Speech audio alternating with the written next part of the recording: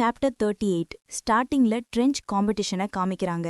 இதுல இருக்கிற ரூல்ஸ் எல்லாம் ரொம்ப சிம்பிள். ட்ரெஞ்சை ரெப்ரசென்ட் பண்ற ஒரு ஸ்கொயர் அரீனாக்குள்ள உங்க ஆப்போனன்ட்ஸை அரீனாக்கு வெளியே புஷ் பண்ணணும், இல்லனா டைரக்டா டிஃபீட் பண்ணணும். அப்ப அங்க இருக்கிற ஒரு குண்டன் ஒருத்தனை பிடிச்சு தூக்கி அவனோட டீம்மேட்ஸ் மேலேயே விட்டேறிடுறான். அவன் போய் அவனோட டீம்மேட்ஸ் மேல இடிச்சு அந்த மொத்த டீமும் அரீனாக்கு வெளியே போய் விழுந்துடுறானுங்க. அப்ப இன்ஸ்ட்ரக்டர் நிறுத்து, ரவுண்ட் ஆஃப் 16 மூணாவது மேட்ச் முடிஞ்சுது. 104வது டிவிஷன்ல ஃபர்ஸ்ட் பெட்டாலியன்ல 2வது கம்பெனில ஃபர்ஸ்ட் பிளாட்டூன்ல ஃபர்ஸ்ட் ஸ்குவாட் வெற்றி பெற்றது. வெப்பன்ஸ் யூஸ் பண்றதுக்கு தடை விதிச்சிருக்காங்க. அதோட யாரையும் அடிக்கிறதுக்கும் அனுமதி கிடையாது. அதனால இது ஒரு சிம்பிள் ஸ்ட்ரென்த் ஃபைட் மாதிரி தோணலாம். ஆனா ஹண்டர் கொரில்லா ட்ரெய்னிங்குள்ள நடக்கும் இந்த ட்ரெஞ்ச் காம்பேட்டுக்கு ஒரு ஸ்பெஷல் அர்த்தம் இருக்கு. 104வது டிவிஷனின் 4 பெட்டாலியன்களுக்குள்ள இவனும் ஒரு எக்ஸெப்ஷனல் காய். 2வது பெட்டாலியன் கமாண்டர் என்ன கேக்குறாருன்னா, கடந்த வருஷம் ஜெயிச்ச ஸ்குவாட் அவனோடது தானே? அதுக்கு ஃபர்ஸ்ட் பெட்டாலியன் கமாண்டர், ஆமா, அப்போதைக்கு அவன் ஒரு காப்ரல், ஆனா இப்போ அவன் சார்ஜென்ட். ஆமா சரி, அதுவும் முன்னாடி ரவுண்ட்ல 10 ஸ்குவாட்ஸ் ஒரே நேரத்துல மோதினப்போ அவன் தனியாவே ஒவ்வொரு மெம்பரை தோக்கடிச்சான். சரி, அவனோட ஸ்டேட்ஸ் என்ன?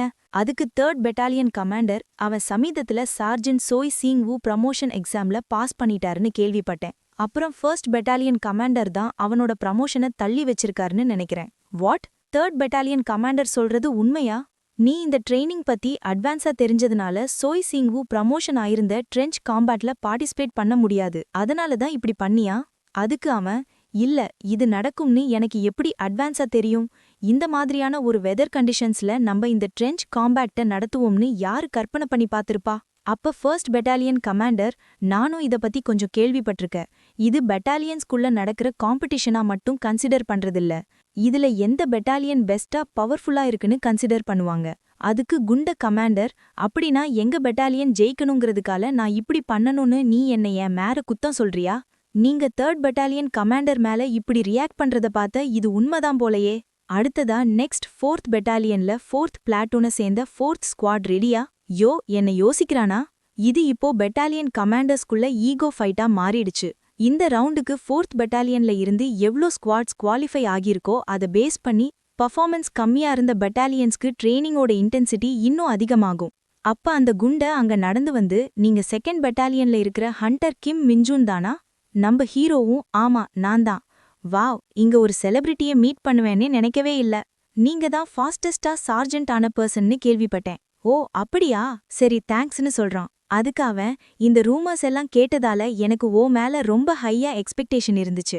ஆனா உன்னை பார்த்தா அப்படி ஒன்னும் தெரியலையே, நீ பாக்குறதுக்கு ஏதோ லூசர் மாதிரி இருக்கன்னு கலாய்க்கிறான். இத கேட்டே குவாங்ஷிக்கும் குடுமியும் காண்டாயிட்டு, டே இப்ப நீ என்னடா சொன்ன? அதுக்கு அந்த குண்ட அவனுங்க 2 பேரோட ஷோல்டரையும் பிடிச்சி எந்திரிக்க முடியாத அளவுக்கு அமுக்கிட்டு அவனோட ஸ்ட்ரென்த்தை காமிச்சிட்டு, நான் என்னோட மனசுக்குள்ள நினைச்சது தெரியாம வாய் வழியா வெளியே வந்துருச்சு, இதுக்கே கோவப்பட்டா எப்படி? அப்ப இவனுங்க 2 பேரும், என்ன ஸ்ட்ரென்த்டா இது, என்னால மூவ் பண்ணவே முடியலன்னு நினைக்கிறானுங்க. அப்புறம் அவன், ஐம் ரியலி சாரி இந்த மாதிரி பேசினதுக்குன்னு நக்கல் பண்ணிக்கிட்டே போறான். அப்ப குவாங்கும் குடுமியும் செம காண்டுல, இந்த கொழுத்த பண்ணிக்கு இவ்ளோ ஆட்டிடியூடா? கிம் மின்ஜூன், நீங்க ஏன் எதுவும் பண்ணல? நம்ம ஹீரோ, இட்ஸ் ஓகே விடுங்கன்னு சொல்றான். அப்ப குவாங், இது ஓகே இல்ல, நான் அவனுக்கு ஒரு லெசனை கண்டிப்பா டீச் பண்றேன்னு கத்துறான். அப்ப நம்ம ஹீரோ டெரரான வாய்ஸ்ல, டேய் நான் தான் ஓகேன்னு சொன்னல, ஏன்னா நம்ம வரப்போற பேட்டில்ல கண்டிப்பா மீட் பண்ணுவோம், அப்ப அவனை வச்சு செஞ்சிக்கலாம். கொஞ்ச நேரத்துக்கு முன்னாடி 4th பெட்டாலியன்ல என்ன நடந்துச்சுன்னு காமிக்கிறாங்க. பிங்க் மண்டை, இதெல்லாம் பண்றதுல என்ன பாயிண்ட் இருக்கு? ட்ரெய்னிங் கஷ்டம் மட்டும் இல்ல, நம்ம ஒருத்தர் டச் பண்ணி ஃபைட் பண்ணணும்னு சொல்றாங்க. இது ரொம்ப டூ மச்சா இருக்கு. அதுக்கு பக்கத்துல இருக்கவளும் ஆமான்னு சொல்லிட்டு, பட்டாலியன்ஸோட ஸ்ட்ரென்த்தை கம்பேர் பண்றதுக்காக தான் இந்த காம்படிஷனே. நம்ம பெர்ஃபார்மன்ஸ் நல்லா இல்லனா நம்ம பிளாட்டூன் மானமே கப்பல் ஏறிடும். அதுக்கு பிங்க் மண்டையும், ஆமா, நம்ம பட்டாலியன்ல இருந்து இந்த ரவுண்டுக்கு வந்திருக்கிற ஒரே ஸ்குவாட் நம்ம மட்டும்தான். ஏய் அங்க பாரேன், மேடையில நம்ம பட்டாலியன் கமாண்டர் ஏன் இந்த அளவுக்கு கோவமா இருக்காங்க? அப்ப பின்னாடி 4th ஸ்குவாட் கமாண்டர் வந்து, நீங்க ரொம்ப கவலைப்படுற மாதிரி தெரியுதேன்னு சொல்லிக்கிட்டு வரா. அப்போ 4th ஸ்குவாட் அரேனாக்குள்ள வாங்கன்னு கூப்பிடுறாங்க. அப்புறம் இந்த பொண்ணுங்க ஸ்குவாடும் அரேனாக்குள்ள வந்து நிக்கறாங்க.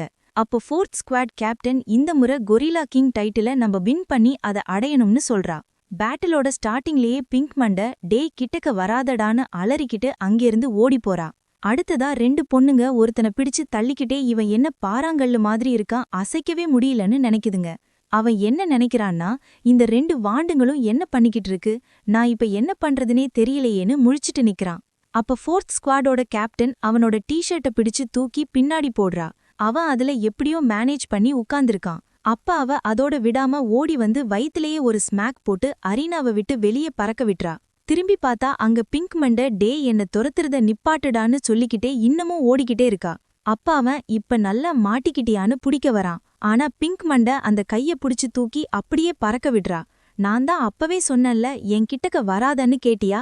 அப்ப பின்னாடி அந்த சைனீஸ் மண்டையும் இன்னொருத்தவனும் மாத்தி மாத்தி முக்கிக்கிட்டு இருக்காங்க. அப்ப ஒரு மஞ்ச மண்டை எனக்கு ஓப்பனிங் கிடைச்சிடுச்சுன்னு ஓடி வரான்.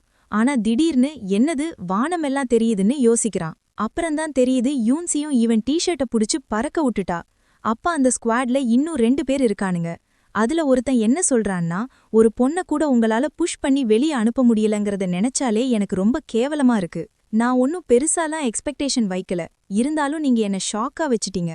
சரி பரவால்ல, இனிமேல் நீங்க எல்லாரும் எங்கள டிபெண்ட் பண்ணி இருக்க போறீங்க. நீங்க ஜஸ்ட் உட்காந்து நாங்க எப்படி தோக்கடிக்கிறோங்கிறத வாட்ச் பண்ணிக்கிட்டே இருங்க. அதுல பக்கத்துல இருக்கிற இன்னொரு மொட்டை எல்லாரும் சோய் சீங் வூ பத்தி தான் பேசிக்கிட்டு இருக்காங்கன்னு சொல்லிட்டு அட்டாக் பண்றதுக்கு ஓடறானுங்க. அப்போ ஃபோர்த் ஸ்குவாடோட கேப்டன் அவனுங்க 2 பேரையும் தடுத்து நிப்பாட்றா. அவனுங்க என்னாச்சு, இதுக்கு மேல எங்கள புஷ் பண்ண முடியலையா என்ன? எங்க கூட நீ மட்டும் தனியா சண்டை போடலாம்னு நினைச்சியா? அப்போ ஃபோர்த் ஸ்குவாடோட கேப்டன் அவனுங்கள நல்லா டைட்டா பிடிக்கிறா.